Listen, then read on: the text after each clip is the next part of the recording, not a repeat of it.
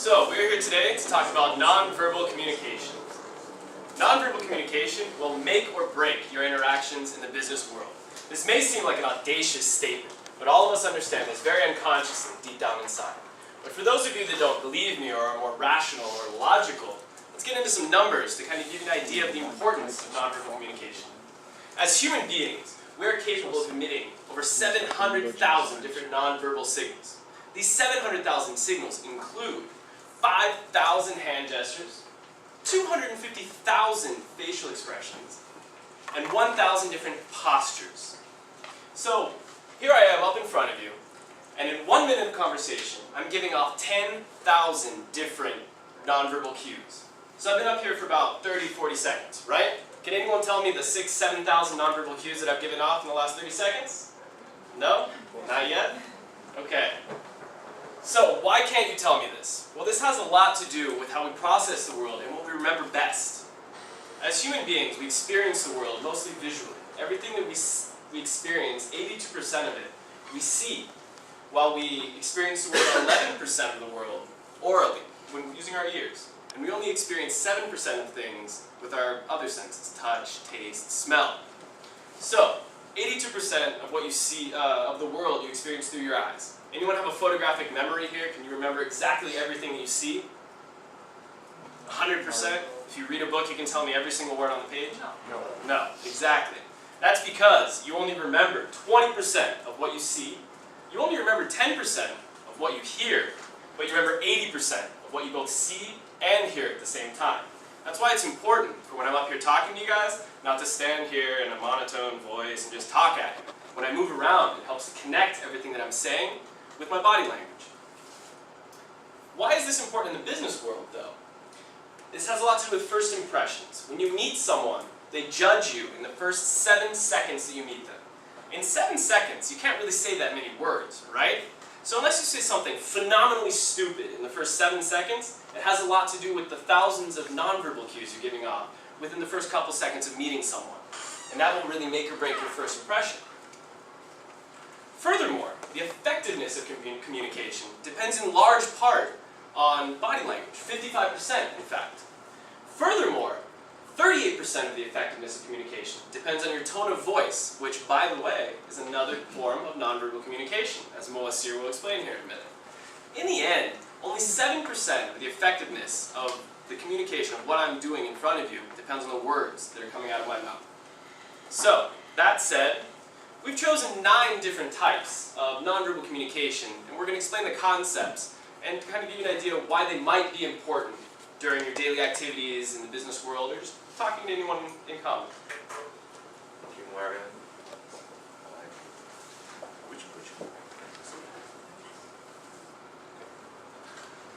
Now we are going to have a look at the most important concepts that make up nonverbal communication. Body movements.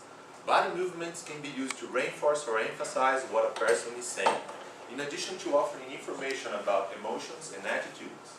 For example, in a meeting, everybody is seated, then you go there, stand up tall and straight. You can be sure that you are sending a message of self-assurance, authority, and energy, like Fabiano did 2 or 3 weeks ago. Posture. Good posture creates an impression of friendliness, willingness, and maybe sometimes an attitude of leadership. Conversely, bad posture signals that you lack confidence, have low self-esteem, low energy levels. The main postural signals are open, closed, and mirroring. Open. Someone facing you with the hands apart and the arms on the chair, like ready to receive the information we're going to tell. Closed. Imagine someone seated with the arms folded, the legs crossed, like blocking information from the world. And mirroring. Mirroring is used to demonstrate interest between people. It serves sometimes to demonstrate that you are approving and that you are interested in what someone is saying. Appearance. Appearance is one of the most common forms of nonverbal communication, providing cues about background, personality, financial status. So it's a good idea to take care of our appearance, mainly in our jobs. And a good tip we can give you is dress for the job you want, not for the job you have. Gestures. Gestures can be made with the hands, the arms, the head, and the eyes. And they are divided in three big categories: emblems, illustrators, and regulators. Emblems are those gestures that substitute a word, like, okay, come here. Illustrators are those ones that accompany a phrase. For example, over and over again, like you are emphasizing a phrase. Regulator are those head nods, like Touch. Touch between humans include handshakes, holding hand, kissing, a pat on the shoulder. They are very used forms of nonverbal communication. Proxemics. Proxemics is about distance between individuals. When used as a nonverbal communication form, proxemics helps to understand and determine the distance between individuals while they are interacting. Understanding this distance allows us to approach others in a non-invasive and appropriate way. There are 4 types of proxemics: intimate, personal, social, and public. They vary according to the situations and people involved. Facial expression. Facial expressions are the movements of the face's muscles that brings information about someone's emotional state. So for example, if you want to send a message of, okay, I'm happy, you need to allow your face to be more animated. Eye contact. Eye contact is the instance when 2 people look at each other's eyes at the same time. It is the primary non-verbal communication way of demonstrating attention and interest. For example, disinterest is highly noticeable when there's little or no eye contact in a social media. On the other hand, interest, when an individual is interested, there's a lot of staring and the dilated pupils.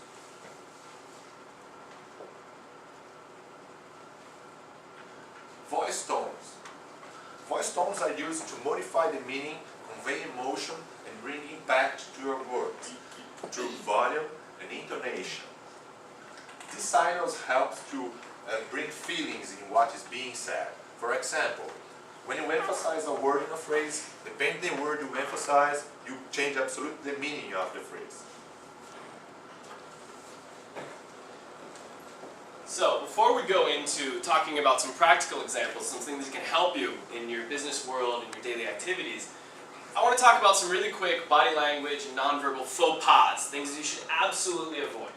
The first one, as he touched on, is bad posture, or crossing your arms. Bad posture shows you're lazy, you're lacking energy, you're uninterested, and crossing your arms will show that you're standoffish or that you're not trustworthy. So whenever you're talking to a group and you want to pass along information and gain their confidence, you cannot ever cross your arms.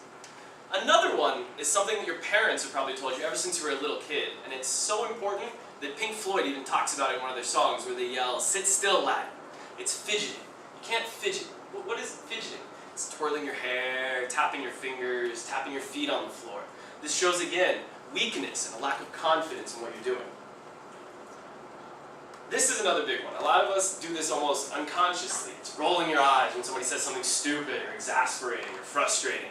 This is a great way to show the person that's talking to you that you are absolutely not interested at all in the words that they're saying. And so far, nobody's rolled their eyes today, so I think we're doing pretty good so far. The biggest one, though, that I want to touch on, it's not even part of your body. And it's something that my generation especially is one of the biggest perpetrators. We're very guilty of this, and it has to do with this little guy right here. Anytime you take out your phone and you put it on the table in front of the person you're talking to, it shows that person that your attention is divided between that little guy right there and the person you're talking to. And furthermore, a lot of us have almost nervous tics. We'll be in a meeting and we'll look at our phone really quick to see if somebody sent us an email or a text message or just to see what time it is. Again, this shows a big lack of interest, and it's also very disrespectful particularly in American culture. If you're in a meeting or even in a classroom, you pull out your cell phone, the teacher or the speaker will find it a very disrespectful act. So, in the end, if you don't remember anything from this presentation, I want you to remember, no, we don't have Wi-Fi here, so talk to each other. Forget about the phone. Okay, so far we have seen a few things that some concepts, some things that we are not supposed to do, like using the phone and crossing our arms, having our hands in our pockets all the time. But now it's time for us to talk about a few things that we can do. What are a few ideas that we can give you tonight? So a few things that maybe tomorrow you'll be able to use in the workplace. So this is what I'm going to try to help you today. So right here we have the to-do list for this presentation. For instance, when you go to a job interview, as Moacir said, your appearance is very important, and this is why all of you, when you came in the room today, you looked at the three of us and almost all of you said, oh, you guys look good today.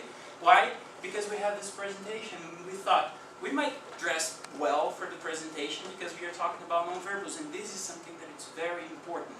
Okay? So when you go to a job interview, make sure that you do something before, in preparation, which is dress well. Okay, as Moacir said, dress for the job you want, not for the job you have right there. Okay? Once you're there in the job interview, I would like to point out three things that will help us. Okay? The first one is the handshake. So every time that you enter into a room, make sure that you are the first person to stretch your hand and make sure that you have a very firm handshake, palm to palm. This is something that is very important when you're doing this handshake part. The posture. As you see this girl right here, she has a very good posture in that presentation. She's being interviewed, and her body is almost exactly the same as the person who's interviewing her. Even her arms are mirroring the other person.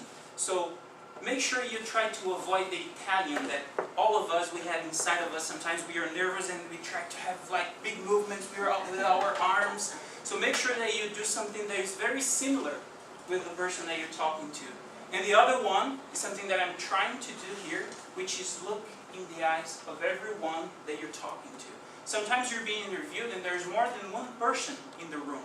So you have to make sure when you get there that you are looking at the person that's talking to you. That's very important. Make sure that if she's talking to me, I'm not looking at her. Maybe she's pretty, she's not so interesting, but she's talking to me, I have to look at her. So eye contact is something that is very, very important during a job interview, so we have to remember these three things. The first one, job interview. The other one is speaking in public.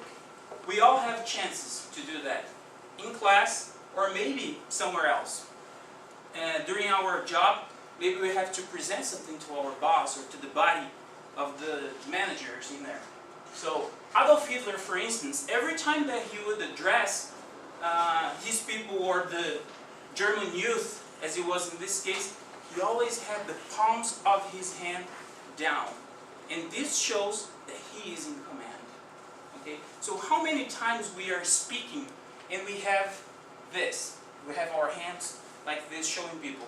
I'll share a video with you that will help you understand a little more about this. Because right there you have Mitt Romney, one of the worst people in the world according to the specialists in body language. He was constantly pointing fingers at people. So this index point finger, people would say that I felt like Mitt Romney was almost shooting me with a gun. So make sure you remember that. And then there is a guy that is almost the master of body language, because he even got a body movement named after him, which is the Obama hug. So the specialists, they really believe that this guy knows what to do with his hands when he's speaking in public, because he's always with his hands like this. He's always inviting people to come to him, and he's always trying to make people understand everything that he's saying. So hands like this is a friendly way to help people understand what you're saying. So there is a video here with a professor.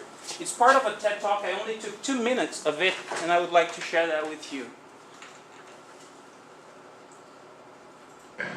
Here's what I'm going to do. I'm going to say the same thing 3 times. I'm going to change only what I do with the palms of my hands. Now I keep my body fairly still so I don't use any other body signals to infiltrate this. And I'll keep my voice as close to the same as I can. I'll say as close as I can because we know that when you change your body language, it's hardwired in your brain to change the way you sound. So I'll try to keep it as close as I can sound-wise. And I'll use exactly the same words, same instruction 3 times. Now your task is to decide, do you accept what I'm saying, do you want to do it, or do you reject me? You want to fight me, or do you want to go along with it? You want to say yes or no, that's what you've got to do. Okay, clear on this? Here we go. First instruction. Now don't do this, just imagine this is what we're going to do. Now in a moment I'm going to ask the people who are sitting in these seats here, I'll invite you to come and sit on this side of the room please, and I'll invite the people here to take their seats. Now those in the back of the room can come forward to the front, and those of you in the front can sit anywhere you choose. Now raise your hand if you feel okay about what I'm asking. Who feels okay? Raise your hand. And so just about all of you are prepared to do what I want. You don't even know what it is, but you're prepared to get up and do what I want because you feel like I won't threaten you, I won't intimidate you, Ellen won't make me look silly.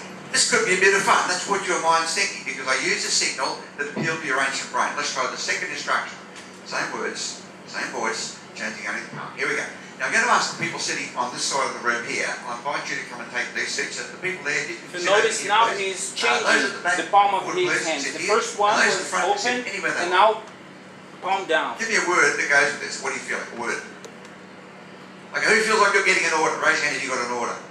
Okay, think about this. So are you telling me that all I have to do is change my palms from upward position where you wanted to do anything I wanted without question? Now I've turned it over. Now you're saying to yourself, hang on a minute, this guy's giving me an order. Well, maybe I don't want to do that. I'm an independent. I'll just check it all out. Make me laugh. Funny guy. So now, how many of you are resisting? Let's try the third approach. Now I'm going to ask the people sitting in these seats here. Now he's pointing You can come and fingers. sit over this side of the room, please, and those in those seats. I can sit here. At the back of the room, you can come forward, please. Sit here. And those in the front can go anywhere you like. Now give me a word that goes with this, a word. Okay, so this TED Talk is called The Whole World in the Palm of Your Hands. There are a whole bunch of other things that he shares in there. They're very helpful. But just a few tips of what to do when you're making a presentation. What do you do with your hands? We know you're not supposed to go like this or go like this, but a few things that we can do. And tonight, to finish, we have a challenge for you. Your time is very precious, it's very valuable. You've just given us almost 20 minutes of your time. So we would like to challenge you to use one of these things in your next interaction in the workplace. So if you can think before you shake hands with somebody, if you can think if you're really projecting your smile, that will be something that will be very helpful to you. Okay, make sure that you have your hands in the right place when you're talking to people. Thank you very much.